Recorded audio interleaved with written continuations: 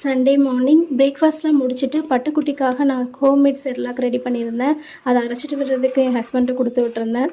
போயிட்டு வந்தவங்க தான் ஒரே வெயில் தாங்களே எனக்கு ஏதாவது ஜூஸ் கொடுன்னு கேட்டாங்க. இருக்கிற மாதுளம்பழத்தை வச்சு கொஞ்சம் மாதுளம்பழம், கொஞ்சம் கற்கண்டு, கொஞ்சம் பால் சேர்த்து சிம்பிளாக ஒரு ஜூஸ் ஒன்று ரெடி பண்ணி கொடுத்தேன். சம்மரில் இந்த வெயிலுக்கு டெய்லி ஒரு ஜூஸ் எடுத்துக்கிட்டால் தான் ரொம்பவே நல்லது. அப்போ தான் டீஹைட்ரேட் எதுவும் ஆகாமல் இருக்கும். முடிஞ்ச வரைக்கும் நிறையா தண்ணி குடிச்சிக்கலாம். இன்றைக்கி ஆஃப்டர்நூன் கிச்சனுக்கு லீவ் விட்டாச்சு. ஸோ லஞ்ச் எனக்கு அவர் மட்டன் பிரியாணி வாங்கிட்டு வந்தார். அதை டிவி பார்த்துக்கிட்டே சாப்பிட்டுட்டு இருந்தேன். இடையில எனக்கு பார்சலும் ரிசீவ் ஆயிடுச்சு. இது என்னென்னா அப்படின்னாக்கா டோட்டலாக டிஷர்ட்ஸ் தான்.